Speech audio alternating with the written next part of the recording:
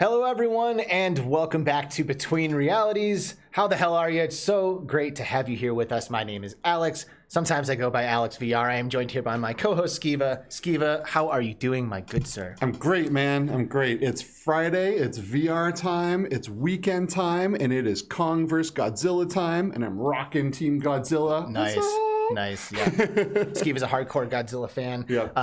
It's great to see you, dude. Like, we actually, like, you know, most of the time, Skiva and I stay in touch throughout the week, you know, and, like, maybe we'll hang out once or something, but, like, we haven't talked at all, really, since the last show. It's been, like, it's been a lot of shit going on. Yeah. Well, especially in your life. That's true. Yeah. I'm getting married super soon. Yeah, and we're leaving in a couple days to go hopefully not get arrested in Vegas.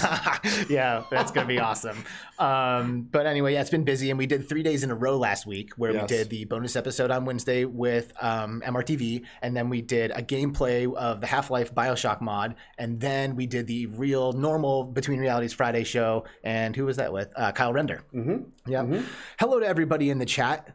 We have a pop-in chat today. This is so exciting. I'm guessing a part of it has something to do with who we have on the show with us today. What, we have someone on the show today? Yeah, you know, we usually do. Lissa VR, of course, the first in the house. It's great to see you, Lissa. Virtually Billy has been here. Smash Reality's been here for a long time, too. You guys are awesome. Thanks for hanging out and getting things started in the chat today. Obscure Nerd, Andy, who I saw this morning doing a premiere. I will talk about him a little bit today. Fun Banana 2000's in the house. How's it going? Jake Britton Lovely. Hussein X, of course. Great to see you as well. Ali1 is in the house. Great to have you here. Welcome. By the way, if this is your first time at the show, please click subscribe at this point, because you're not going to want to miss anything that we do for the rest of time. Please and you subscribe. can click like as well, or dislike, because I guess it doesn't make a difference. But engagement is good. Protostar, how's it going, dude? Great to see you. Alec Reef is here. Ronnie22 EDM is in the house. Paponic Object 52. Peponic object. Wow, that sounds 52. dangerous. It does. Yen, what's going on, Yen? Good to see you. I think you're the Yen. You're my Yen, right? Or if not, it's nice to meet you. Immortal Roten has been here. Good to see you as well. German Rifter, Daniel, he's the homie. Get to the Choppa, hilarious dude with a great channel. Go check out Get to the Choppa on YouTube. Boneworks here, the Bearded Bard. One of the homies as well. Up, man? VR Trend. Everybody's getting their VR Trend magazine right now. That's so exciting. Zero Cool, one of our newest Patreons. Thank you so much, Zero Cool, for becoming a Patreon here on the channel.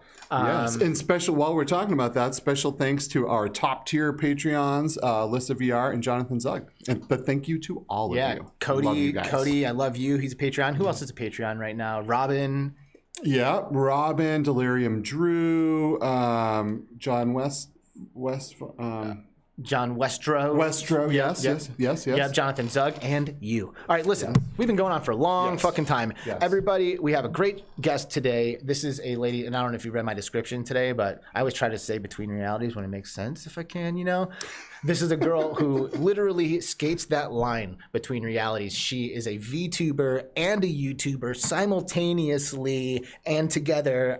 She does all kinds of great VR content videos. Please, everybody, welcome to the show, Phia. Hey guys, hello. It's so Thank good you to so see much. you guys. I'm so excited to be here. We are so excited to have you. Yes, And stoked. before the show, Skiva and I were like taking bets. We were like, all right, are we going to get real Phia or virtual Phia? You know, and like he like was thinking virtual Phia. I was thinking we were going to see real Phia. And it was a surprise when all of a sudden, boom, we connect the call and there she is, virtual Phia in all of her glory. All Yep. virtual. And as you saw in the thumbnail for this, there really isn't a whole lot of difference between the virtual Phia and the real Phia, which is very, very similar. Very similar, yes. I actually modeled like my model out like off of my real life appearance. And so I think people when they start seeing like my real life pictures or sometimes in my videos I'll make like my second body cameos, they'll see that and they'll be really surprised. And I love having that moment where people are like, oh wait, that's her. Like she's real and virtual at the same time. And that's like such a cool feeling. It really is. You know, I feel like oftentimes, I mean, how do I word this? I feel like a lot of times people will use avatars instead of their real body or their real human form because maybe they're like not super comfortable or in their own skin, or they don't want to be public about like who they are, like their actual person, you know, so they like kind of almost, should I say hide? They almost kind of hide behind it, or in a way, or not use really it, hide, or use but it as like a as like some kind of like to be who they want to be. right, Yeah. right, It's like right. a curtain sometimes, A definitely. curtain. I guess that would be a good way to put it. Yeah. And you know, like I have been like low key shopping for an avatar to use in virtual worlds myself, you know, like in, you know, VR chat or Neos or any social application that allows you to upload your own avatar. But it's actually kind of like a heavy, like, question for me. It's like, hey, you can be anything. What do you want to be? You know, and there's a lot of people out there who, when I ask their advice, they're like, oh, dude, like, you should not make it look like you. Like, you know, this is your opportunity to be anything, you know? And I'm like, yeah, but like, I kind of would like be down for it to look like me. You know what I mean? Yeah, and if there's any designers in the chat tonight, hit us up because we are both definitely looking to get some avatars made. So, I mean, Phia, what would your advice? Oh, I just disconnected my own headphones. What would your advice be for someone who was like maybe looking to get their own avatar made, like, and they're having a hard time figuring out what direction to go? Yeah, so there's a lot of different directions you can go with avatars. And so what I work with is something called Vroid. And Vroid is a free avatar creator where you can actually make avatars yourself. So that's what I did for my avatar is instead of commissioning somebody, I went in and I learned how to use this program and I did it myself. And then you have this very anime styled character that you can kind of manipulate with a base, kind of like you would The Sims. So that's what I use. There's also obviously like Ready Player Me is a really good opportunity for people now if you're looking for something really simple that's still kind of, you know, got a unique look to it. But to get a fully custom model, it is definitely something that your wallet has to be prepared for because it is not cheap at all. Because if you want something fully custom, you're looking at a few $1,000s worth of work from somebody because making a 3D model is never easy. And finding somebody who has that experience is also difficult. But if you are looking for that and you're like, oh, I saved up a few dollars over the year, like I think this is something I want to invest in, then Twitter is 100% I think the best place to look, because you can see people's work, you can see their portfolios through their media sharing, um, and all of this different stuff, and then the people they follow and the people they're liking their photos and stuff. Then that's really how you get connected into the kind of 3D modeling bubble, and I think that's the best place to look and kind of take a peek around, honestly. But what about like the expression side of things, right? Because a lot of people are expressing themselves through these avatars, maybe in ways that they would not normally, right? Like, oh, I can be, I can look super, super cute, or there's a lot of dudes out there that have a feminine side that they wish that they could express. And then they do through the use of avatars and social VR applications and stuff like that, and I'm like this is straight up for me. This I'm asking your advice for my own personal selfish reasons. It's like, should I have I have a hard time deciding if I should have an avatar that looks like me or looks like something out of fiction. You know what I mean? Like I can't figure out which direction I should go. Well, personally, I may be a little bit biased, but I highly, highly enjoy having an avatar that looks like me. And I think the reason for that is I have this like special connection to my virtual body where it feels like this representation of myself that I can look into a mirror and connect to. And because you've looked in mirrors your entire life, right? You've always seen yourself and you feel this connection to yourself. You look at it and it's like, that's my body. And so when you carry those similar traits and features over to your virtual avatar, and then you go into a game like VR Chat and you look in the mirror and you see these traits that also you share with your real life body, I think your brain sees that and has that connection there and kind of makes something a little more special.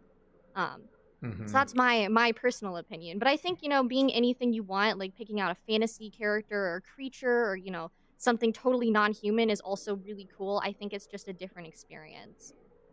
I am definitely, me personally, I would love to have an avatar that looked a little bit like me. Me too. And for a lot of those reasons, right? A lot of those connection reasons, a lot of the familiarity, something like that. But you know what I mean? I think avatars and being able to skin them different and different clothes and blah blah blah is just such an awesome way of expression right there. Just because you have an avatar doesn't mean you can't do different things to express yourself through that one avatar. Right. Do you know what I mean? Kind of like we do with clothes. Right.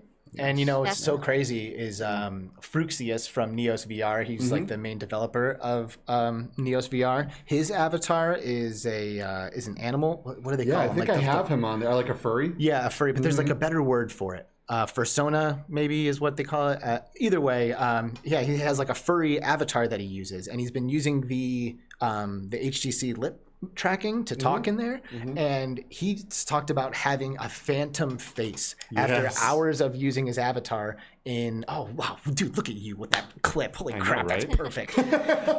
Great job. So that's his avatar there, and he talks about having a phantom face because not even looking in the mirror, but his avatar actually protrudes off of his face, and he can see his nose and like his cheeks. Yeah, because he's like a dog thing, right? And he has a nose that comes off, and he can see that snout come out, and you can see his mouth moving. And then he was talking about when he comes out of VR, he almost can still like see or like feel or perceive his like avatar face talking while he's talking, just like a phantom limb after you've lost it. Like your brain still goes there. Like his face is like still in his mind, Well, it makes you wonder, right? What does it take for your body to forget or to get confused on what you and your ego and your body actually is like? You know what I mean? Like if you were, let's pretend this was a virtual world we're in right now. I mean, I feel like it would be a pretty easy thing to be able to let go and have that kind of feeling like, no, this really is me. Just like a lot of times people that spend a lot of time in VR chat connect a lot more with their virtual selves than they do their actual body. So dude, I like that line you just said. This really is me, because we feel like we really are us right now. Like you said, like if this was a game or whatever, like we feel completely attached to our bodies here in this, sensory perception reality that we're all agreeing exists. And, the mind-body connection is one of the most puzzling conversations out there. It's like one of the most philosophical and like yearned questions in existence. Like where's the connection between the me that's like saying words in my brain and this chunk of like flesh that is inhabiting You Yeah, know? and the closer we get, so as you see in this video here, he's wearing a face tracker, like a mouth tracker that kind of mimics everything he does with his mouth and facial expressions and tongue and blah blah blah, all that fun stuff, right? So the more and we got full body tracking and we have full body haptics now. We're getting to a point, man. We're just getting to a point. You know, I was talking to a dude yesterday that is still making this little boxes that squirt out these smells, right? So you get gunpowder smell. You're going fishing and he has like this fish smell. You know what I mean? Like all these different things. So we're starting to overtake every one of our senses and bring it into VR, which is amazing, right? At what point do we lose ourselves or forget? Well, do you ever have any of these weird moments, Phia, where like, you know, because you, like I said, you skate that line where like in one instant you're existing as your virtual self, which is almost like a reflection or a shadow of your real self, and then you take the headset off and now you're the real you. And like, do you ever have these like weird moments of like existential confusion or like, you know? Oh yeah, definitely. That was one of the biggest things that kind of got me into virtual reality.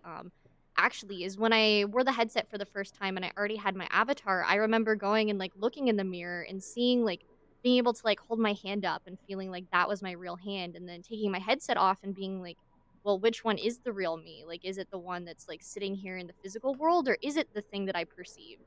And that, you know, was this really, really interesting moment where I kind of felt like, I don't know, it led into this thing to where now I feel like both of my bodies are like equally representative of myself. Like I identify with them both equally. I don't really feel like I'm more physical or more virtual. I feel like I'm kind of both at the exact same time. And I think that's really interesting because obviously you would think like, oh, like you know, I have my real body and this is me and I identify with this. And then when I go into the virtual world, that's something completely different and I escape from that. But for me, they're really deeply tied together. And I feel like I am simultaneously existing in both worlds.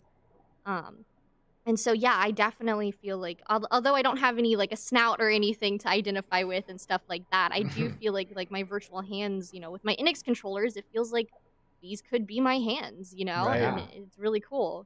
Can you tell us a little bit more about that first time? Like that first time that you got into VR and you were like, oh my God, this is now my life. Right. Yeah, definitely. That was, oh man, I cannot even describe like how influential that moment was, because I knew that I wanted to try VR, but I had no idea that it would literally take over my life. Because the time span between like getting my headset and actually making my channel was only about a month and a half. So I got VR for Christmas. I spent all of January exploring it, figuring out what it was and learning about it. And then by February, I started my channel. So in that January time is those first few times that I got into VR. And I was like, you know, in these different worlds and these different rooms and looking in mirrors and, you know, kind of examining my body and becoming connected to the worlds around me. And it was so surreal because I was visiting these places like there was a Studio Ghibli world in VR chat. And going to these places that I had always experienced through like movies and stuff, you know, for like my entire childhood, actually being there and having a body to experience that world, it feels like this entire, like, it feels real. And that's what trips people up, is because VR feels real.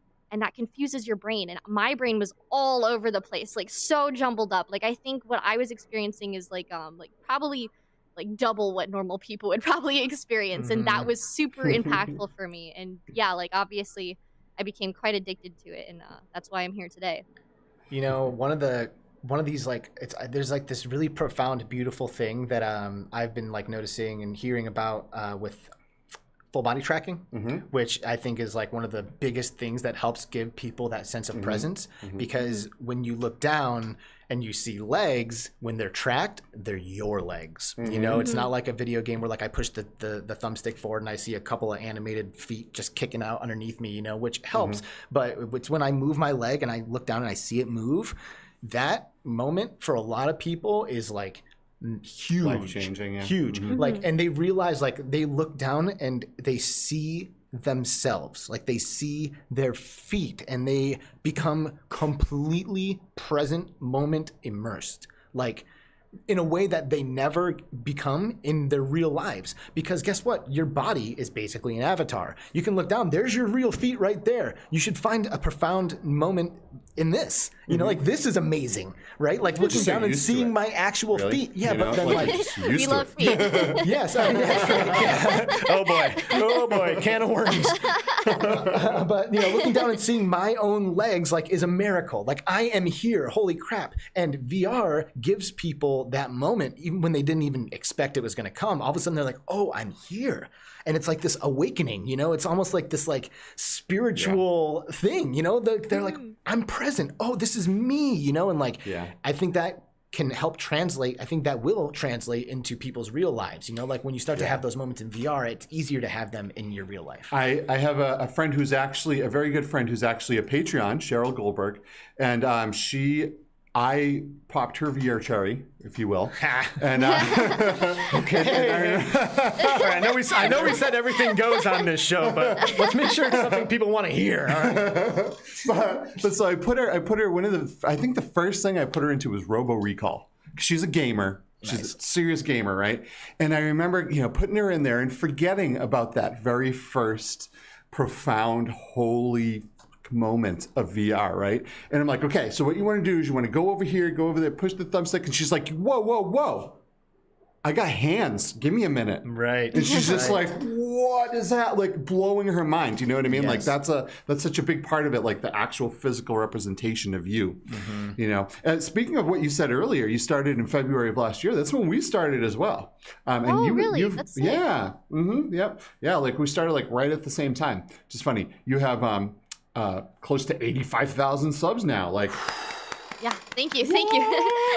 amazing. Good job. Good job. appreciate Well that on your very way much. to that was a silver play button. Yeah. Hell yeah. And I'm ready. as of yesterday, you kind of have like shifted gears a little bit, right? As far as like your image is concerned, your branding is concerned, right? Yeah, no, I rebranded. I went from being my channel name being the virtual reality show and having that as the center of my content to changing it to Phia, and then kind of reimagining what my channel is into being more about me as a personality and what I have to bring as a leader in VR. And so obviously the virtual reality show is still continuing, and that's still a big part of my content and what it is. But I wanted to, with my branding, show that I'm more than just the virtual reality show. And so that was kind of why I decided to make that move. Nice. I as soon as I saw that, I was like, okay, good move. I think that's a great move. I think so too. You know, the virtual reality show, it's like, it's obvious what it is, you know, you can like read that, you're like, okay, I know what this is, you know, so it explains itself very well, but there's like, it's kind of generic if I'm speaking frankly about it. And Phia is like, that's you know, it's very easy to tie that name to your personality, and that wasn't exactly happening with the virtual reality show as the title. So I think you made a really smart move in doing that. Thank you. I appreciate that. So we talked about that moment where you kind of fell in love with VR, right? But what was it that made you go, I want to become like a Japanimation character, if you will, right? And kind of go out there and present this technology to everyone else around me. So it's actually really interesting because my journey of developing my avatar and my journey of discovering VR were actually completely separate, and they ended up coming together really naturally to create my channel. But I created my avatar well before I started doing VR, and I made the avatar because I was inspired by this clothing brand that was doing Vroid clothes, and I was like, wow, this is so sick and awesome. And so I wanted to make my own avatar. And then, you know, fast forward to, you know, January, when I decided that, you know, okay, I really love VR. I want to make this my life. Like, I want this to be my career, my passion. Like, this is my everything now. And it kind of made sense to me where, you know, I had discovered all these different programs that I could use to use my avatar and stuff. And, you know, I was like, oh, this is so cool. I can do this. I can do that. And then I was like, you know what? Why don't I just combine these ideas and make something out of it? So that's kind of how that got started. Nice. And now I don't know if a lot of people know this, but the program that you're using to do this, I think we were talking when you first started, and I think you said this program was only in, like, the language was only in Japanese or Korean or Chinese or something like that, right? And you had to translate everything as well as figure out how to use this program that was in a completely different language. Yeah, Is that so accurate? yeah, so the app itself has an English mode, which is, great. But as far as any like tutorials or anything online on how to use it and set it up, and the actual user base itself is all based in Japan. I couldn't tell you like one person other than me that I know that's an English speaking person who makes videos or content or streams using virtual cast as far as I know. Like Mhm. sometimes I feel like I'm the only one. So it was really hard when I first got started to take some time to set aside and be like, this is really cool. I want to know more about this and go and try and translate and read different articles and dig up as much information as I could. And that's kind of why I then made tutorial videos about this program. And some of them have done pretty well at this point, which is really cool to know that, like, even though I struggled at first, my information and digging around became helpful for other people. And that's one of the reasons that I love making tutorial videos, is providing information and knowledge when I didn't necessarily have that when I got started. Would you say that that's some of your favorite content to create, or do you have a favorite like kind of video that you like to work on? Yeah, so definitely the virtual reality show is like my main favorite thing to do. And not even just like the hardware videos, but I really love those deep dives into like almost like the lifestyle of VR is kind of the stuff that I'm most excited about. Like an upcoming video that I'm really pumped about would be I'm doing a video about VR dancers and how they express themselves in VR and they Awesome. do dancing with full body tracking. And it's the stuff like that that really gets me excited. The thing Mhm. about the tutorial videos that I really love and admire is that I'm helping people and I'm inspiring people. And then they come to me and they thank me and they're like, hey, like if it weren't for you in this video, I wouldn't be a VTuber right now. I wouldn't have bought a VR headset. I wouldn't have Wow. done this. And that is the most surreal and rewarding feeling. So I'd say it was probably, my favorite kind of videos are to make the more lifestyle ones, but the more rewarding ones are the tutorial videos. Gotcha. And you're in VR right now, right? Like you've got a headset I on, am. like that environment Got that my we index see behind controller. you. You're in Mhm. that environment.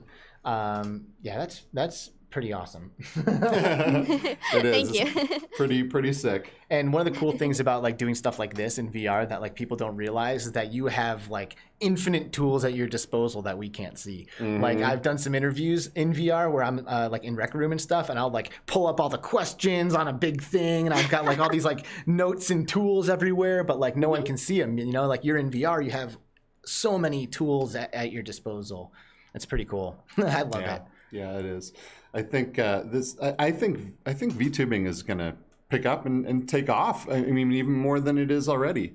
What an Mhm. awesome way to get in front of like when we started the show, I didn't want to get in front of a camera. I was terrified of being in front of a camera, right? But like I can imagine that for someone that has something to express and talk about and they don't want to be in front of a camera, maybe it would be a little easier to kind of make themselves into something more that they would, kind of identify with, and then be able to hop in and feel maybe a little bit more comfortable. Well, and there's no risk of judgment from the community that like knows the you that you know what I mean? Like there's like kids who I went to high school with who are like watching me run around as Alex VR right now, and like, oh, and maybe they have judgmental thoughts thinking I'm just some kid, who never gave up video games or something, or maybe they think it's cool and they're inspired by it, who knows? But like it still has that. I'm still rooted in all of the people that I've ever met, on Facebook and all that shit.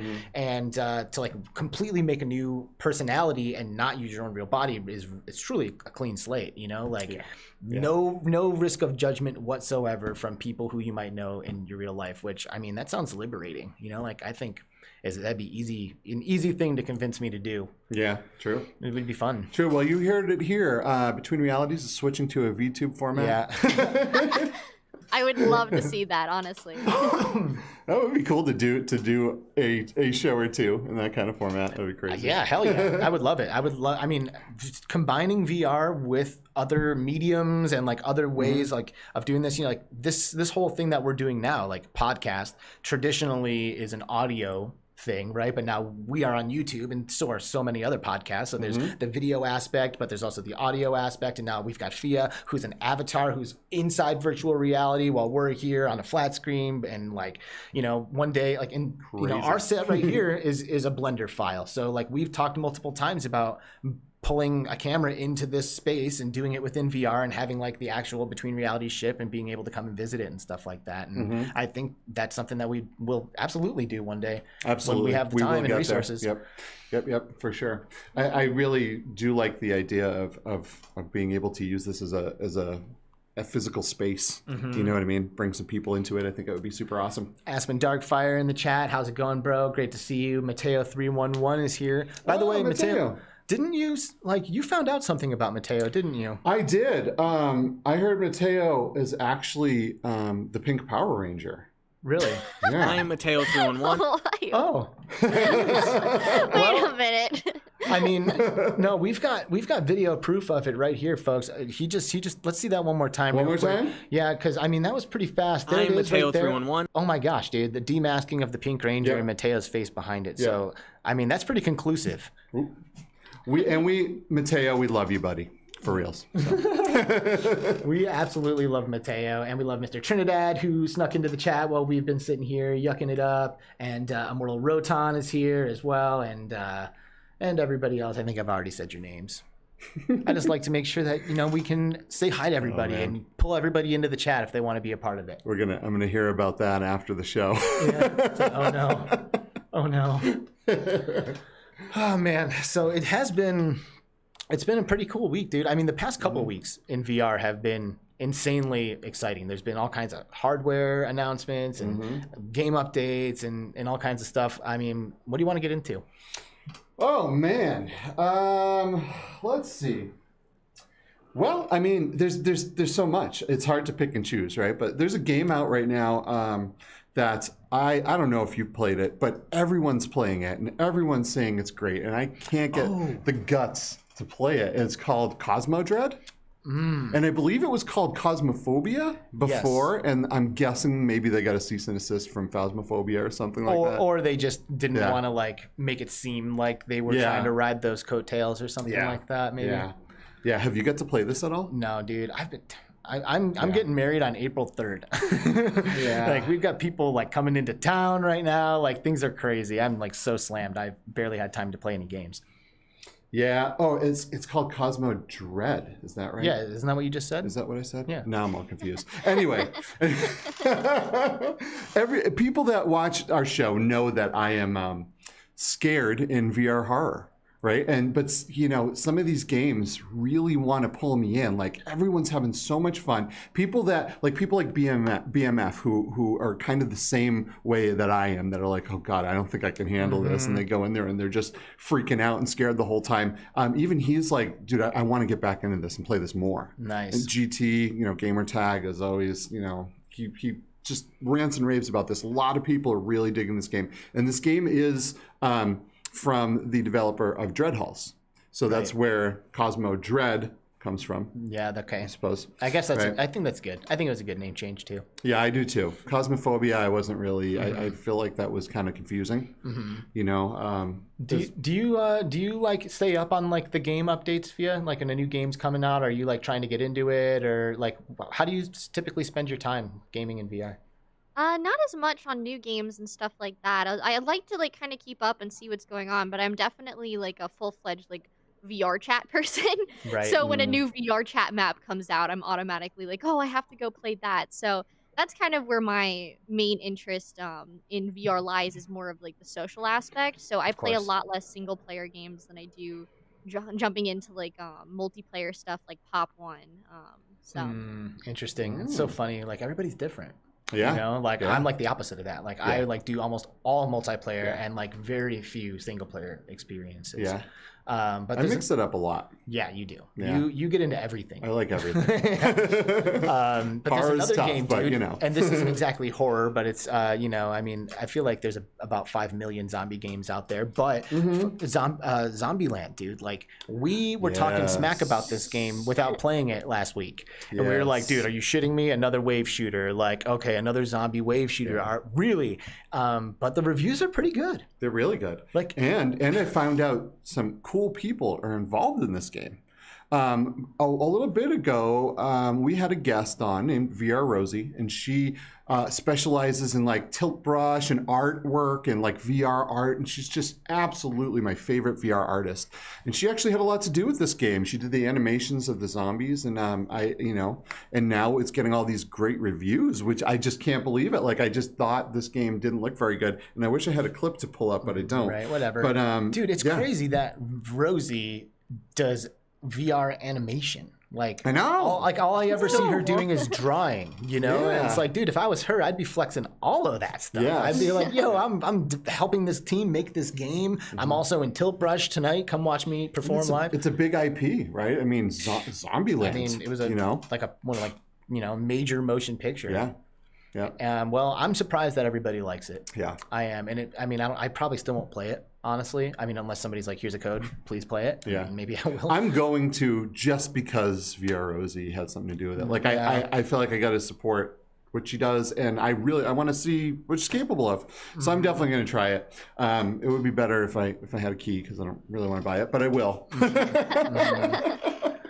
And another, you know what I should have done? Oh, maybe I'll type it. Another zombie experience that came out of nowhere. And this one's interesting because it hits close to home, is called Survive the Dark. And it's available on Steam for $5. And what makes this interesting is that this is made by a hardware developer, not exactly a software developer. Mm-hmm. And guess which one, everybody? bHaptics. That's right. Woo! bHaptics developed this game like in-house, like by bHaptics developers, and it's like a zombie survival horror story game. You know, you crash a helicopter and you got to like eat and drink to survive for a few days and like get on a helicopter and get out of there. You know, it's not like survival like I was gonna say Rust, but like The Forest, where you're like dumping hours and hours and hours and hours into it. It's more of like an experience with some survival mechanics. But I saw Andy, Obscure Nerd VR, did a premiere of this video today. Oh, yeah, cool. It's pretty awesome. So, of course, bHaptics is excited because now we have a game from within the house that is designed to work with the bHaptics hardware, which is awesome. And I have a bunch of codes for this thing, too. I have one that I'll type into the chat here in just a second. And you don't need bHaptics to play this. You can still enjoy this game without haptics. Absolutely. Yeah, absolutely. But if you do have bHaptics, then this Even is better. Yeah, this is a no-brainer because it was, all the patterns were put there by bHaptics developers and all that. So either way, I'm gonna drop a code into the chat here. So get ready to steal it, people. And then get ready. But if you don't get this one, join us on Discord after the show, and I will give a code to anybody who asks, assuming I have enough. I have a good stack of them. So if you want to check out this game, Survive the Dark, grab this code now, or meet me in Discord after. I'm gonna put one in. It does look pretty good. Let me put that back on. I was thinking earlier that, why would you, if you're going to make something in VR, why would you make something that is already we have an abundance of zombie games, right? So I feel like you got to bring something really good to the table if you're going to make another zombie game. And that was one of my gripes with Zombieland, right? I feel like we're kind of zombied out, but this looks different. It looks a little bit. I mean, I'm just stoked because it was made by the hardware company that I work with. Yeah, like that's just awesome. And it's rare that a hardware company is making software. This is and true. bHaptics is not done with that either. They want to keep pushing forward. They want to make a Quest title, and they have awesome developers there. Listen here, hardware developers. It is my opinion that if you have some awesome hardware out there, you need to teach the other devs how to use it. Show them the possibilities of what it's capable of, things that they might not think of, right? So putting out a software experience with your hardware is such a good thing. Like, think Nintendo. No one shows you how that hardware can be used better than Nintendo shows you how to use their own hardware. And I feel like this is something everyone should do. I feel like, and Valve kind of did the same thing with Half-Life Alyx. You know what I mean? They put out an incredible game to complement their hardware. So this is definitely something that more companies should pick up on, in my opinion. Yeah, pretty cool. I mean, not all of them just have the people or the resources to make that kind of thing happen. They're like, oh no, we can only focus on hardware, you know? So But it's a good idea. I was surprised, frankly. I was surprised. Like, I didn't know that this was about to happen. All of a sudden, I get a message like, guess what? Our game's coming out. I'm like, oh, okay. Exciting. Cool. I didn't know that. What else can you tell us about this game? Do you know if is it multiplayer? No. Oh, single player? No, yeah, single player. I did all the subtitles. Well, actually, I didn't do the subtitles directly. It was translated into English from Korean, but those English subtitles were from a native Korean speaker. So I took those translated English sentences and like spiced them up and made them sound more like natural. So when you're playing this, you turn on the subtitles and everything's spelled wrong. You know who you know what's funny though, to. like in the translations, like they swear a lot in this game actually, and in the translations, like it just says fuck like 5 million times, like almost like to an excessive amount. You know, it's like fuck these fucking zombies. I don't give a fuck. Like that's like one sentence, you know, and I'm like, all right, you know, I'll like try to like mix it up a little bit, you know. I mean, that's probably exactly how I would react if I was like in a zombie, like if I was experiencing zombies, I'd probably be dropping F-bombs left and right. Yeah, well, you know, it's zombies are scary, man. They are. They are. And they work really well in VR. And they work great with haptics, right? Me and you went in and played a game called Survive. That's a zombie game as well, that has full haptic support. And so when you get, you get snuck up on by one of these zombies and you turn around and you get slashed by one of these things and you feel it and it just scares the crap out of you. Mm-hmm. It really does. Hambone the Wise sliding into our chat right Hambone! now. Dude, what is Hambone. up? Okay, I'm about to say my phone number live on the show just so that way I know you get it. Like, hit me up, man. I miss you. Like, yeah, Hambone left Twitter and we kind of lost communication with him. And I have not forgiven you for that, dude. Like, so Hambone the Wise is in chat right now. He is the producer of the Vbunny Go YouTube channel, and Vbunny Go is a very lovely and bubbly personality that does a lot of VR stuff as well as non-VR stuff. But what makes her special is of course she uses VR, and her target demographic is like 12-year-old girls, you know, like young girls, like who love gaming, you know, like I think it's amazing to foster communities of girls who are into virtual reality and into gaming and stuff. And it's like such a fun, safe space, and they do like puppet shows and shit, and it's awesome. And both Vbunny and Hambone are genuinely amazing, sweet, and amazing.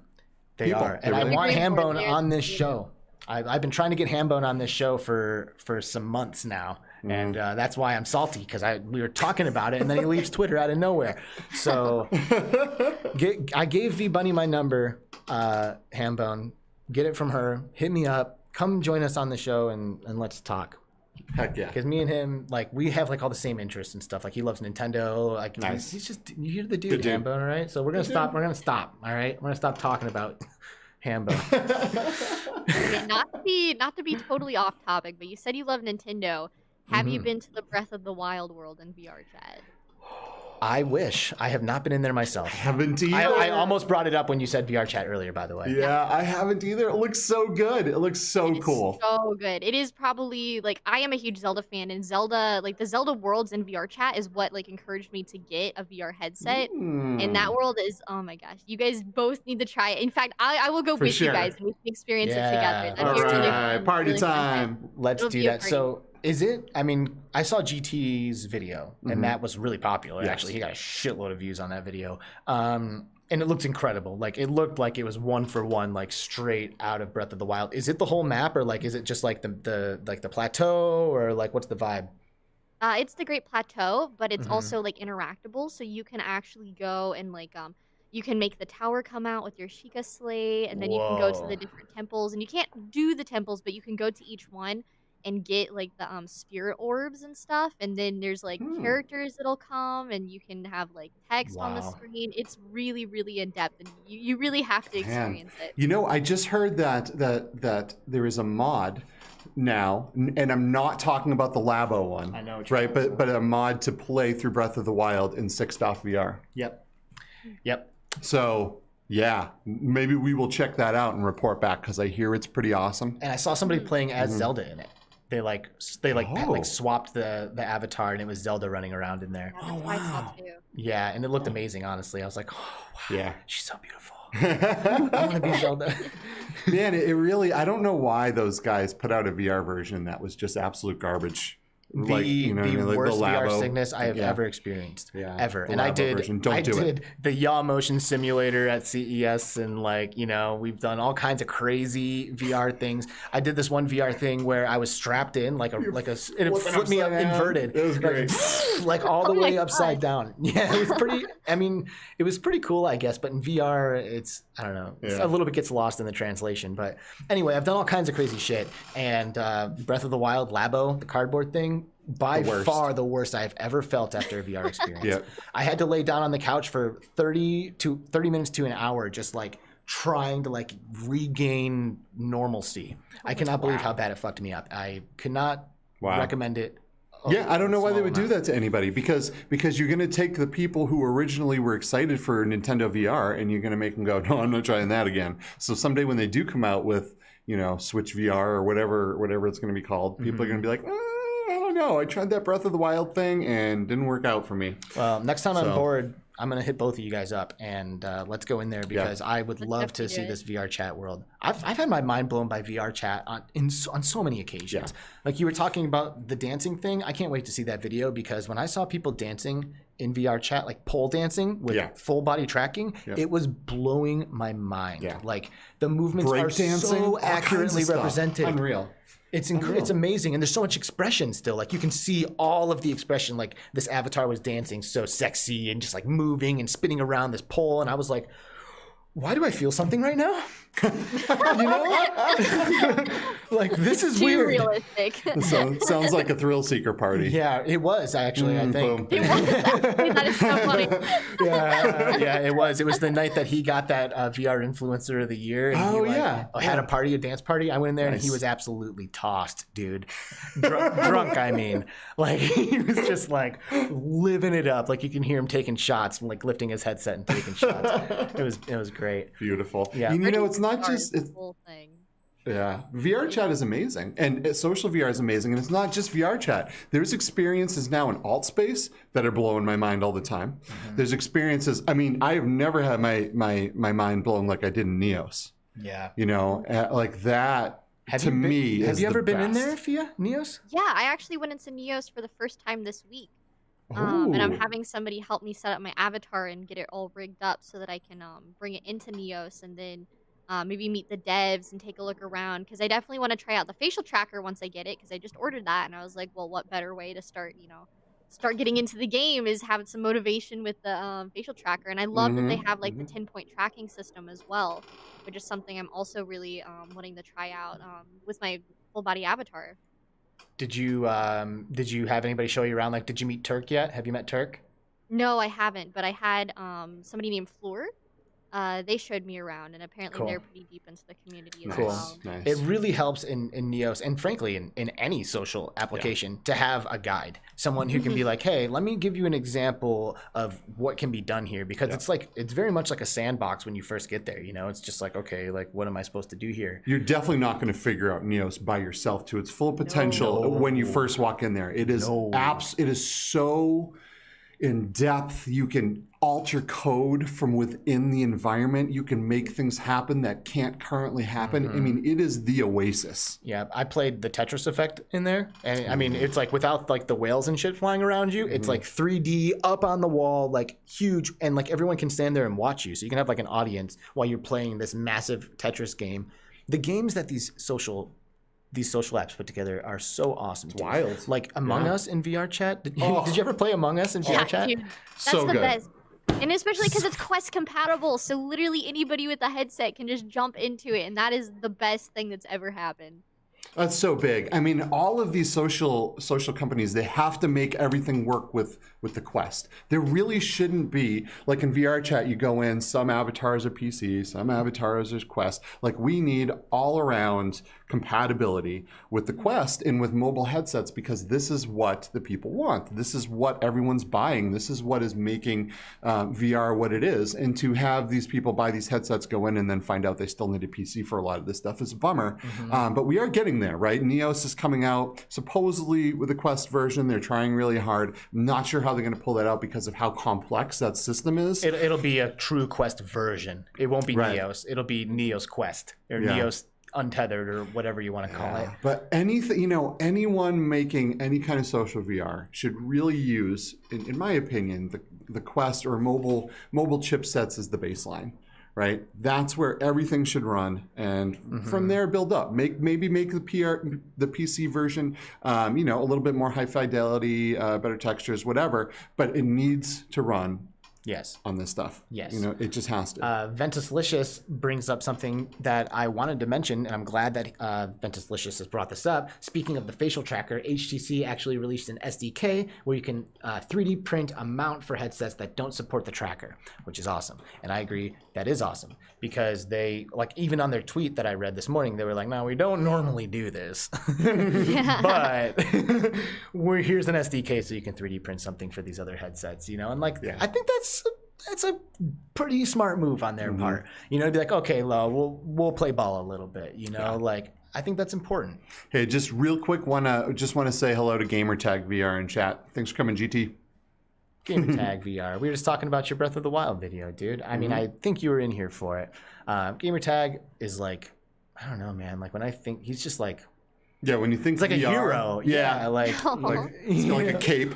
Gamertag. Like he's the man, and we're huge fans. Yep. So, and thanks for being here, Gamertag VR. I'm excited to have you back on the show sometime. We got to get him back on here for sure. It's crazy how I want half or more of our guests, like at the end of the conversation, it's like, damn, like that was, but we weren't done, like we should keep going. But it's hard because we only do this once a week, and there are so many amazing people to talk to. You know what I mean? Like getting all these different perspectives on virtual reality and how it can affect people. And I mean, look who we have right now. We have a virtual avatar standing here in front of us from within VR that almost perfectly represents the person behind the avatar. It's awesome. It's awesome. I love living in the future. Me too. I love living in the future. Me too. So I know it's kind of off topic, but I'm kind of excited because a game that I didn't have a whole lot of reason to play before, which is Synth Riders. Because I do love that. I do like the game. It's beautiful, but it's not really my style of music. Like when I want to go play something, and if it's a rhythm game or something, I'm like, I don't know if I feel all techno-y today. You know what I mean? But these guys just came out with a whole bunch of punk songs. Yeah. Right? We got The Offspring. We got like all kinds of stuff going on in this pack, and I just think it looks super cool. I'm very excited to hop into this. See if I can pull up some footage.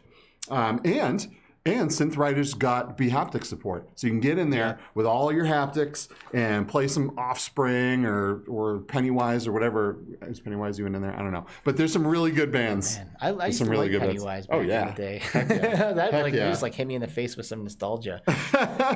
You ever play rhythm games, Phia?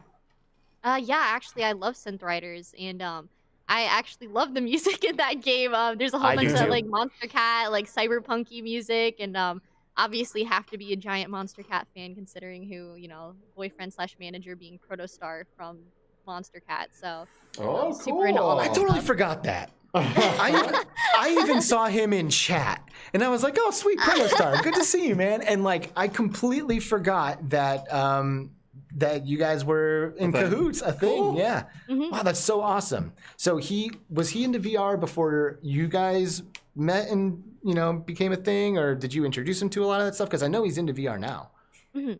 Yeah, so he had a Vive already when we met, and I think he played it a fair amount, but not like a ton. And so when I got my headset, we started playing together in VR chat, and I think I ended up getting really, really sick for my birthday in January, and I had just gotten back from a trip, and I was like super like not okay and all this stuff. So I decided to have my birthday party in VR, and he was one of the people that actually showed up to that and like supported me and was, we had a little party together. And so from there on out, I would say the VR journey was that day. Wow. Wait, hold on a second. So did you guys did the sparks start flying in VR, or were the sparks already happening and then you met in VR and now we're doing VR together? I would say the sparks were simultaneously in VR and in real life. I think the VR really helped make it more like, hey, I think we can maybe have a relationship because we have VR to, connect the distance. But I think it would have happened regardless. Nice. That's good. I mean, it is amazing that we can use VR to enrich our relationships with people, that we know in the real world, like family who moved away and, long distance relationships and all that stuff. Like they really can rest on VR interactions for a while. Dude, I have friends that I've only ever met in VR, and I feel like these people are legit actual friends. I mean, energy transcends distance, right? And it transcends a lot of things. And being able to stand there with someone in virtual reality, look them face to face, see their hands moving, see their face moving as they talk. I mean, it's amazing. And to do such a thing when we're in a pandemic and you can't really leave the house and you can't get all these people together, but still be able to feel like you're connecting one-on-one with people. It's amazing. It's transformative. It's amazing, life-changing technology. Yo, is it really your anniversary with him today? Yeah, actually Holy today. shit.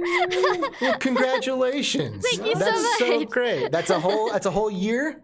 Yeah, 1 whole year. Man, nice. That's amazing. Nice. That's admirable. It's good. I'm happy for you. That's fantastic. Appreciate it. Yep. 1 year, We are a everybody. power couple. Man, I thought that was me and Skiva, but I guess You might have us beat there. we're the VR bromance. There you Love go. it. There you go.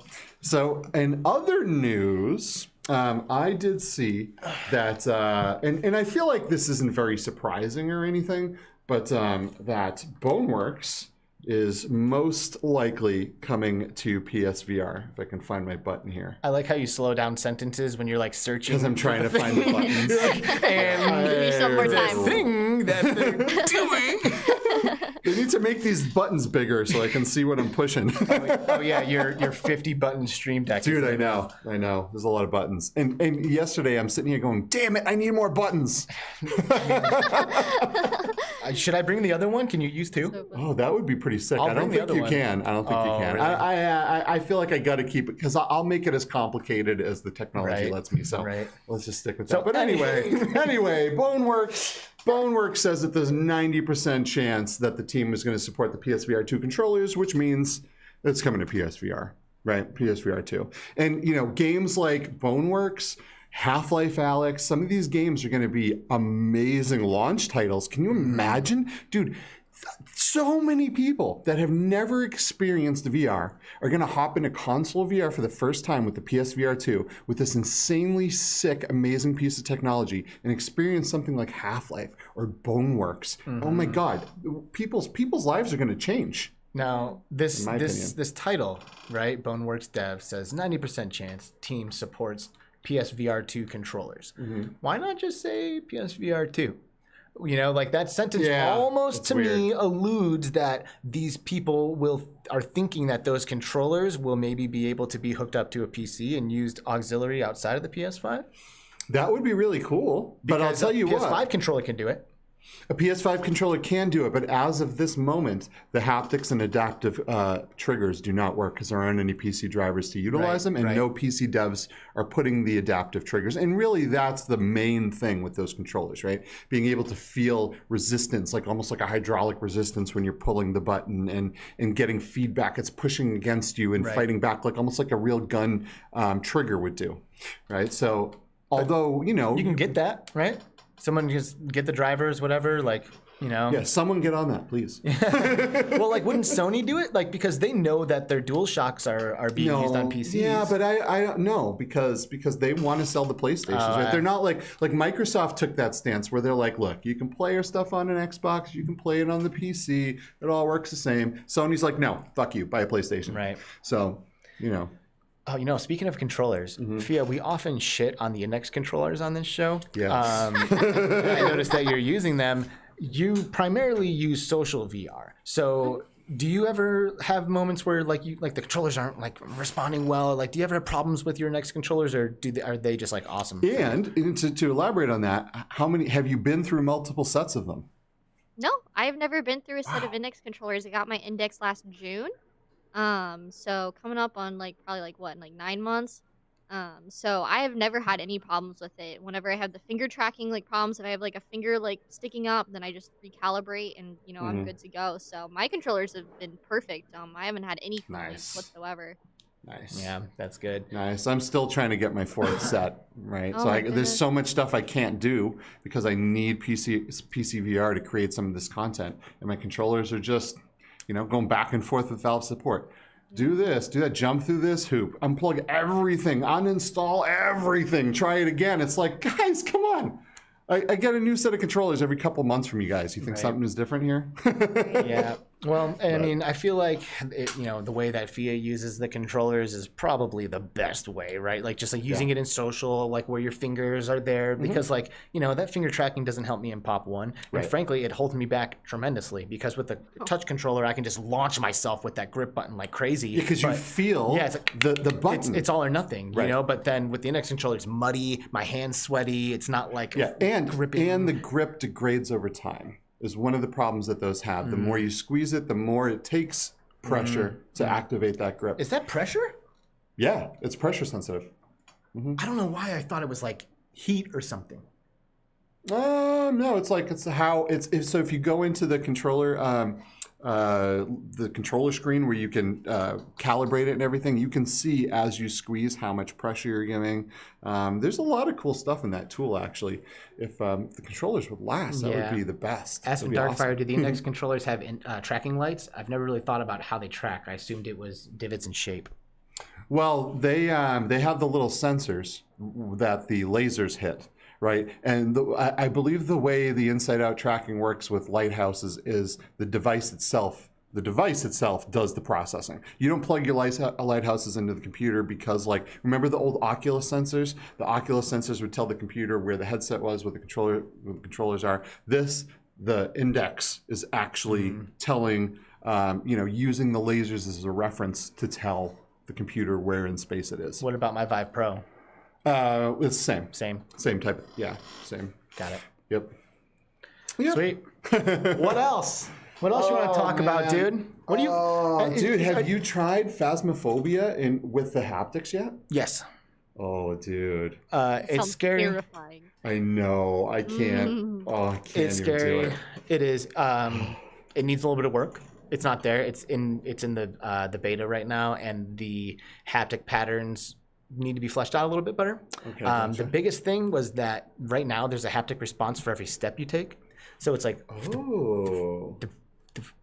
and like you like can feel like these little bumps at the bottom of the vest as you're walking through the house, but it makes it way harder to differentiate when an actual event happens because you're moving pretty much constantly, like you're like just moving in a 360, like moving constantly. So you're getting little feedback bumps from that, and it muds it up a bit. I gotcha. So I mean, he's gotten the feedback. I gave feedback to him, and so have a lot of other players as well. But it's actually been amazing, the response, because Phasmophobia is such a popular game. Yeah. I mean, in VR and outside of VR. Yep. And when they posted about having B-haptic support, like, so many people responded and retweeted that, and like news, like gaming outlets, like PC Gamer and shit wrote about it. Like, hey, guess what? Ghosts can touch you in Phasmophobia now. So it was like huge. It was like a huge thing. That game is so immersive, right? It's so realistic. It's so immersive. You walk in there and you kind of forget that you're not in a real house with the lights off and you're walking around with a flashlight, and everything is the textures are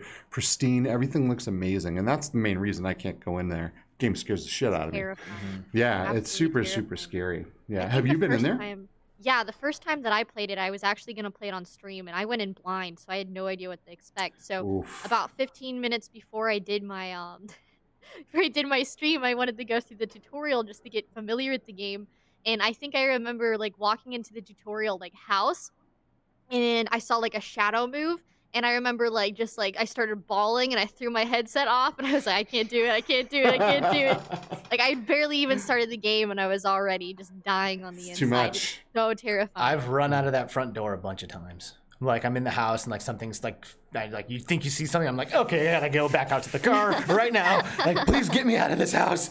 Yeah, it's so scary, man. And we talk about this all the time, that VR is so immersive, and it makes fear so immersive too. Like you truly feel that fear. Like your body's like, oh my God, I might die. I might die right now. There's a clip that I absolutely love of Jen, the business director from B-Haptics, trying a VR horror experience in VR wearing the vest. and she like starts freaking out, and it's like, no, I can't do this, and like takes the headset off, but she's still in the game, and so the haptics are still active, so she starts getting hit by stuff even though her headset is off, and she starts screaming because it's like her body is still in VR because she's still wearing the haptic vest even though the headset has come off. So all of a sudden it's like she's like That's so scary. yeah, it's funny, like still getting hit by stuff on the vest even though you're not wearing the headset anymore. That's crazy. That's just crazy. I really, that game. Forget that game, man. I can't even handle it. Well, shoot. What else we got? What else we got here, Phia? What do you want to talk about? Well, I don't know. I think we had we have a lot that we could talk about here. I don't know, like how interested you guys are in different kind of avatar and like VTubing. Like, are you guys familiar with VTubing very much? Like, do you know much about? You were the person that got me into VTubing. I had never heard of it until the virtual reality show started, and I was like, oh, look at this. And I tuned in and I watched it, and it wasn't the type of content I was thinking it was going to be either. You got pretty deep on some stuff. Yeah. Like you kind of dove into existence and philosophy and what it means to be real and human, and that's what really hooked me on the virtual reality show, personally. So I would love, I mean, if I could, since you're right here in front of me, I would love to make a request that we get some more videos like that. Sure thing. Honestly, no, I started on an episode that I never ended up finishing, but that I was kind of excited about the ontology of VR. And kind of talking about kind of some of those like kind of more out there like questions and thoughts on the more like philosophical side of VR. I remember reading like a really great article about it, and that kind of inspired me. So I have a lot that I do want to talk about when it comes to kind of like the whole avatar parts of like the philosophy of that, but there's also the whole philosophy of like the environment and what that means. And then there's, of course, the, fun questions, the stuff that's, like, really exciting is, like, are we in virtual reality right now? Like, those really interesting and cool things to just think about. So I definitely have tons of things planned. It's just it's on the checklist. I have a long list of different ideas that I want to make videos about. So I promise it's on there. It's just a matter of time till we get to it. Well, if this is a spoiler, just let me know. But do you have an opinion on whether we're actually in a virtual, not you, because I know you're in virtual reality right now. But when you don't have that headset on, do you think that this is also a virtual reality, or is this real life? Right. Base reality. Base reality. Base reality, yes. Obviously we can't know for sure. So I want to preface with that this is just kind of my speculation, but I am definitely a hard I do believe we are not in the base reality. And I think the thing is for me is that there's so many parallels between the real world and the virtual world, and even just technology in general, with the way that coding is so much like DNA and like atoms and making up different, things and stuff, where it's like I feel like we are in the process of creating our own universe right now. And I can't really see the future of humanity kind of going any other way to where we don't unless, we end up like destroying ourselves first. I can't really see us going any other way than deep diving into creating our own universe and becoming a part of that and kind of leaving this world behind. And so, when you kind of see that coming, it's kind of like, well, who's to say we haven't done that already, or that's not what we're doing now, and that, it just leaves a lot to think about, and I think the very parallels much are seems very that way strong. to me. I agree, especially because when you observe the things that as humans we are drawn to, it almost always speaks to this. Like I personally, I would say my my ventures into MMORPGs were like kind of my first steps into like really understanding some of these things, because when I first played an MMORPG, I was like, oh, this is everything I've ever wanted. Like I've always wanted this in games. I've always wanted to have everyone there in a single instance where like they're represented in a space and we can come together and work as a team to accomplish goals that we would never be able to do individually. Like I love to play a role, like I can be a healer on this group, and if I don't heal, this whole group dies, so it's so important. And like it gave me this feeling of like being included and being a part of something that was just epic and fun and exciting. And I see that behavior like in the VR community now. Like that's what we're like pushing to do. Like we want that.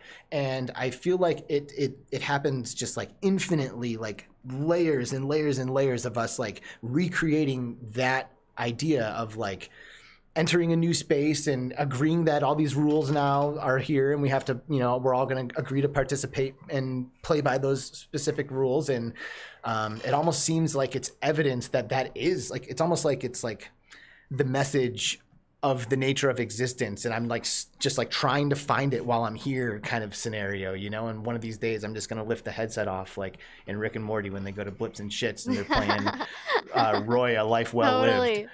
You know? Well, you know, and we've talked about this before, but I feel like one of the ways you can, and I'm not condoning any of this, people, so please don't take it this way, but I feel like you can pull the headset off of real life. And the way you can do so is with something called DMT, dimethyltryptamine, right? Yeah. And this is a chemical that is in each living thing. It's produced when we're born. It's produced when we die. But if you take it in the middle, and you take enough of it, people go to a different place and everyone describes seeing that like beings they're being communicated with. Like I feel like between virtual reality and DMT, it is almost a certainty that this is not base reality. Like I would bet a nut on it. Right. That's how certain I am. Yeah. But I mean, hallucinogenic experience is something that has very much shaped my perspective of the world. And I have lately been watching a lot of videos actually about people who have done DMT trips and they literally go somewhere and like all of a sudden like everyone turns and they see them there and they're like, oh, dude, you're here. Like, welcome back. And like, there was one guy talking about how he was in a factory that was like producing like merch and materials for him because he was like this huge celebrity like there, you know, and like, it's almost like they were watching the Truman Show, you know, and he was like Truman that came back and everyone there was like, oh my gosh, it's you, dude. Like, this is cool. Well, look what we've been doing, you know, and they like took him around and like showed him all the stuff that they were doing for him. And they're like, all right, well, looks like you're going back now. And like, it's almost like it is literally, it seems like so many people share these experiences and it really sounds like every single one of them takes the headset off for a minute. Yep. And then they get to put it back on and like have some form of a lesson from their experience there.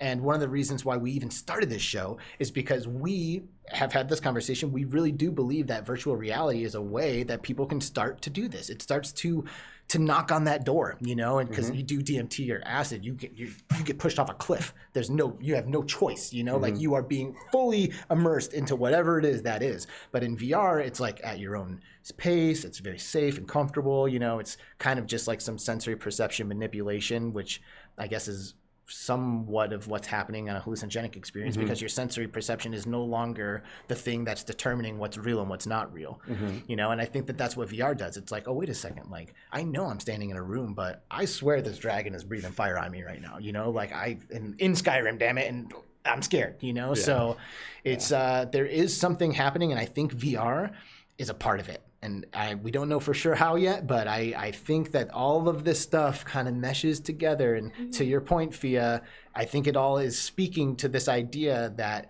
we're not in base reality and there is evidence of it and clues of it like hidden in the game like Easter eggs for us to find, you know? Yep, and I think that brain-computer interfacing is something that's going to push us further off of that cliff, right? We're going to be like, whoa, wait a minute. Is this really real? Right. You know what I mean? Like when they can intercept your visual cortex and they can make you feel things hot and cold and pinpoint accuracy on getting hit by things. I mean, at that point, that's like getting VR. It's like, you know, it's like getting VR, but it's like getting VR within VR now. Like, it's like I said, it's like, it's layers. Like the shit is like just layered on top of itself. And I don't know, I see evidence of it in a lot of shit, dude. Yeah, for sure. For sure. You know, oh, go ahead, Phia. No, I was actually going to say that I actually made a video about psychedelics in VR. Where I did a whole thing about that. And then the other thing is I wanted to ask if you guys have done the ayahuasca experience. Yes, actually, that's on my personal channel. I have a Skiva channel where I just put gameplay. I don't really promote it or anything, but I played that game, and then like a month later, Joe Rogan mentioned something about tripping like DMT in VR, and then all of a sudden I had like 50, 60,000 views on that video. That's awesome. Right? Yeah. Yeah. And it is cool, right? It's visually, it's really cool. But there's the visuals of any kind of psychedelic experience are maybe 1% to me right. of what it's all about. You can't show someone feeling right now. You can't show someone what it's like to have the fabrics of this reality torn away and show and have it show you something that you can't normally see. Like that, it's really hard to explain, right? Because most of the stuff is feeling. What do you say in your video about this, Phia? Well, I actually kind of talked to some different people. So I've personally never done psychedelics. So for me, a lot of it was kind of adventuring and seeing what people thought about it. So I talked to somebody who actually had done psychedelics, and they are also super into psychedelic VR experiences. And so they told me about their experiences with that and whether or not, they thought they were connected. And I think the big question I had in that video was, can you replicate a psychedelic experience, like have those same kind of ego deaths or changes through using VR? And I think by the end of the video is pretty clear, like, no, like you can't do that right now, but in the future we might have some developments that are happening that could lead us down that path. That is totally how I feel. You know what's funny is the first time I went into Neos, I don't know, I might have talked about this on the show or just to you, I'm not sure, but the first time I went into Neos, I was hanging out with these people, and this dude opens his jacket and pulls out a pipe, and he hits it, and then he passes it around, and then he handed it to me, and I hit it, and all of a sudden everything in the world got all colorful. Things started getting all fractally and weird. This is in VR. This is in VR. Yeah, I did this that is in too, Neos. actually. Yeah, and then I was like, the same thing. I was like, oh my God, this is unbelievable. He's like, oh, you like that? And he opens up his thing and he's like, try this one. Hands me a different one, and I was like, he gave me like 3 different pipes to hit, and it just changed everything. And I'm like, oh my God, dude, when BCI is a thing, when brain computer interfacing is a thing, you won't need physical chemicals anymore. Right. You'll be able to replicate experiences and different feelings and what it's like to do different drugs and stuff like that. Right now, you get the visuals. But like I said, visuals are maybe 1% of the actual experience. And they're just an attempt to recreate the visuals. Like experiencing visuals on psychedelics or having like breakthroughs or like realizations on psychedelics is completely impossible to recreate. Like literally coming from someone who's been down the rabbit hole, there is no chance in hell we're going to recreate it just using sensory perception input. Not possible. When you're on psychedelics, you are getting information that is outside of your sensory perception input. Your eyes are not telling you this. Your nerves are not telling you this. You are getting information in a completely new way. And most of the time, in my experiences, it's like realizing I call it lifting the veil, because it's already there. You're already actually aware of a lot of it too, but it's just not at a conscious level.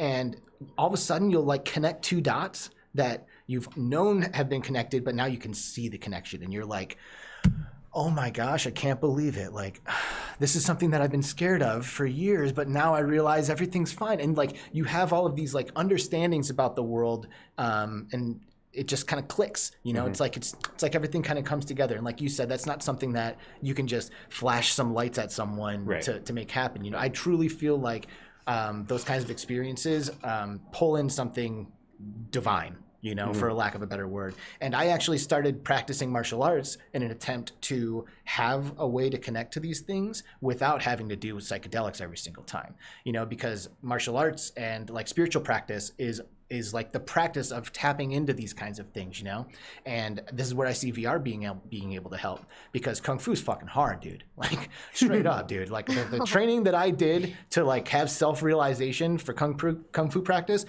horrifically painful. Like there was one day where I was standing in a horse stance. My teacher walked around me with a fucking bow staff and literally smacked the ever-living shit out of me with this thing. My arms, my legs, like I was crying and shaking and coming unglued, and the dude is just like whack, whack. And I would like stand up, and be like crumbling, and he'd be like, back in your horse stance. Just like all calm, just back in your horse stance. Because I'm like attached. I'm holding on. I'm not letting go. And that was the practice. It was like, you need to let go. You need to let go. And I was holding on, and that's what we're always doing all the time, is just holding on and gripping to everything, but it's like the practice of letting go, and sometimes it takes a lot of pain. Well, I think VR can help people do that. It will help to transport you to a place that you never even thought was possible, and that just like sends you straight back to the drawing board. You're like, okay, wait a second. Well, if this is possible, all these things that I've been thinking about my whole life maybe aren't as concrete as I thought that they once were, you know? And I truly feel like whether it's BCI or just like high fidelity VR with like extra amazing haptics or something, like whatever it is, but I do think VR is gonna help. VR and the internet connected as one, right? Right. It can be almost, I feel like it could be what transcends us, if you will, right? Into a new state of thinking or being. Once we have really good brain-computer interfacing, and you can exist online, and I mean, you are just data. Dude, right? BCI fucking freaks me out, man. Because like, because right now we're like we always view like our perception of reality is typically from a single place, you know, like it's like me here perceiving this microphone, or it's Phia with the headset on perceiving her like room, you know, but like it's always like one place. But with BCI, what's to keep you from having multiple experiences simultaneously? You know, like what if you want to like go flying and go to the bottom of the ocean? Like with BCI, I feel like you would be able to have both playing at once, you know, and then like all of a sudden you're existing in like parallel universes and running through them all, and like then you're Rick, you know. Possibilities are endless, man, for sure. I've never been so scared of a technology, but so excited and willing to, you know, like if Elon Musk came to me tomorrow and was like, "Yeah, we'll drill a hole in your skull and put these electrodes into your brain," I'd be like, "Okay, do it." You would be Do it. patient zero. I'd be ready. Yeah, I'd be ready Phia, to. you'd be down to be patient zero? Oh yeah. The thing is, I'm ready to be good. I want to be virtual. I'm ready for it. Man, the thing is, I would want control over it all myself, and these companies obviously right now would want a huge part of it. I don't want someone else having access to my brain in certain ways, right? I'd want to firewall that shit off myself and then hack myself. Yeah. Well, I mean, I often have this perspective that like we are not separate, you know, like you and I and Phia, like all three of us, like we're all sitting here, three people having a conversation, but I've had conversations in my dreams before with multiple people, and that was me. You know, like that was me in my brain having conversations with myself and surprising myself with my responses, maybe even laughing at something that I said to myself that I didn't see coming, you know, and like that's what you just did. Yeah. Like you just laughed at some shit that yourself said, you know, it's like you've like fragmented consciousness, like fragmented itself into a billion different little versions, you know, and your brain, like what's your brain, you know, like if consciousness, like if we're all like one consciousness experiencing itself, you know, from subjective perspectives or whatever, like if we get to the point where brain interface is a thing and like we're able to like transcend realities for real, like are you all that much different than someone else, you know, and like are your thoughts all that much different? Well, if you're than made anyone from the else's? same energy, then no. Right. So You're like, not. you know, who cares if your brain, they have access to your brain because you are everything and everyone, the one is everything, and then it would all just kind of like become this big old but muddy it's not gonna melting pot. come out. This technology isn't gonna come and just be like, oh look, boom, first iteration, it's perfect, we can do everything. Right? It's going to be little, like, you know, little slices of that onion. Okay, now we can kind of tap in, make you see some things. Now we can kind of make you feel ghost things that aren't really touching you. Yeah. Right now we can kind of give a little bit of the cold or the hot. You know what I mean? They're going to be figuring this stuff out until the point where, you know, they don't have to figure it out anymore because. Grumpy Duck in the house. Thanks for stopping by, Grumpy Duck. Paradise Decay. Do you regret coming by the show yet today, buddy?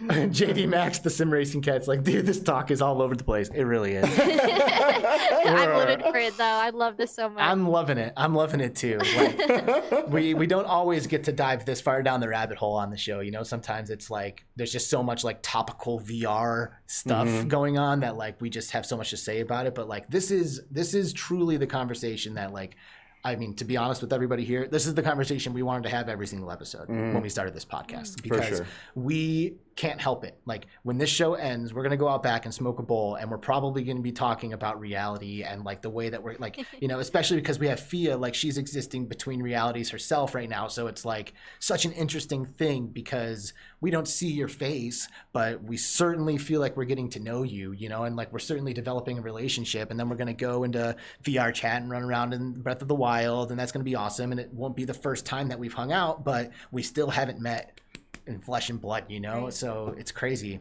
and we always love to talk about this kind of stuff, and hopefully we can continue to do it, you know, and keep getting into it as often as we can, Absolutely. because ultimately people come here for virtual reality, right? Like this is a VR podcast, so we can't like go too far off. Yeah, sure. Unless like Kent buys on the show or something. Yeah, right. Because then we go pretty far off. Oh man, dude, Kent Bai. Yeah. Let me tell you guys something. If you have not watched the most recent episode that we did with Kent Bai, I would recommend it, but I would prepare yourself because it is, first of all, the guy is a fucking brainiac, like intellectual, just like superior to most humans that I've ever met. Like the guy's vocabulary is out of this world, and like if you ask him a question, he will give you a response. Like he will like start from the beginning and give you a response, you know, like he's so well versed in so many different kinds of philosophy, and he understands all these different kinds of concepts so well. But we had him on the show, dude, and there was a fucking breakthrough moment where shit got really heavy, really emotional. Like, holy crap! Nobody saw this. I turned the show off and cried. Yeah, afterwards. Dude. And frankly, that's like one of the few episodes that I have not gone back and revisited because it was that emotional. Like, I cannot believe what happened on the show. So if you have never seen the episode that we did with Kent Bai, and most of the craziness is right at the end, just so you know. Yeah, but like it's heavy stuff, man. It was a crazy conversation. I'm so grateful to have people like him on the show, and especially because he was so willing to open up with us, man. Like he bared his fucking soul to us and to our audience when we had him on the show, and it was heavy, dude.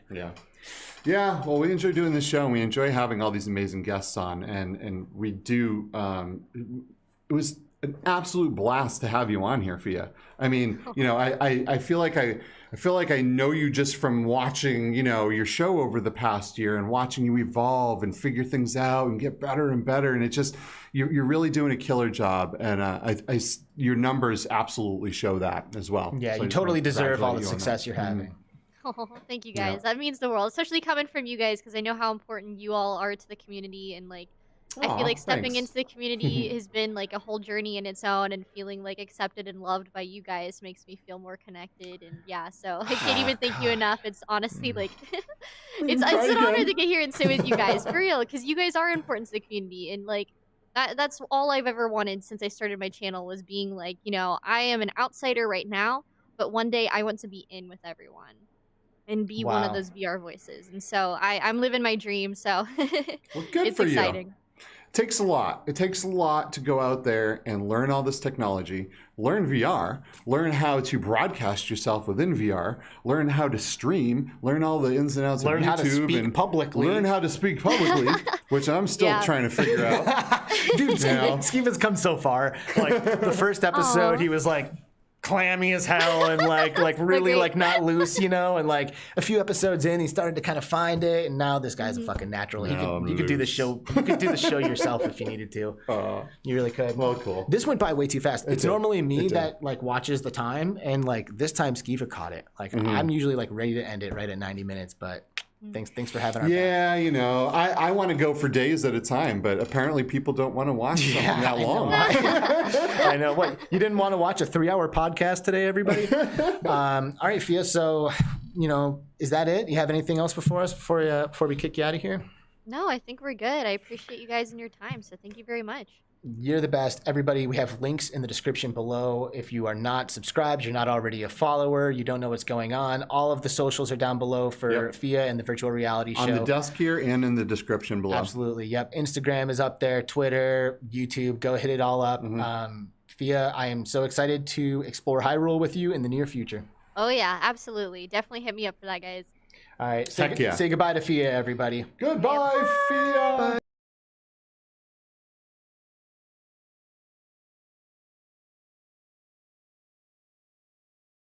so easy and so natural and so flowing. You never hop on a call with any of these people and go, so what should we talk about? You know? Right. So I mean, we did say what should we talk about today? Well, because I did want to make sure she was able to yes. express everything she wanted. Just making a joke here. So thank you guys so much for joining us in the chat. Chat today has been awesome. It's been lit. You guys are amazing. Subscribe to this channel, please, if you haven't already. What do you want to say? Next week? Next week we got some Poonanners going down. Poonanners. Poonanners is a fucking hilarious name. Like, I can't believe he uses that name professionally, frankly. But Poonanners is he is the founder of Respawn, the VR esports organization. They do pros VR gaming broadcasts, and he is a super talented caster. Like, super talented. Really and he has talented. the best hair in the industry, in my opinion. That he does. He's a great dude, and we are excited to have him on the show next week. Thank you all so much for being here with us today, and we will see you. Oh, wait, it's not next week. Oh, yes. We're taking next week off. We're taking next week off. Because Alex is doing this marriage I know. thing. I'm getting married on Saturday next week. So it's pretty exciting, and therefore, I don't think my betrothed would be happy with me if I did a podcast the day before the wedding. So I should probably take the week off, which we're going to do. So we will see you in 2 weeks with Poonanners, but maybe we'll find an opportunity to jump on and do like some gameplay or something before that happens. Yeah, for sure. All right, let's end this shit. All right. See you guys. All right. Bye. Oh, wrong button. Oh, what the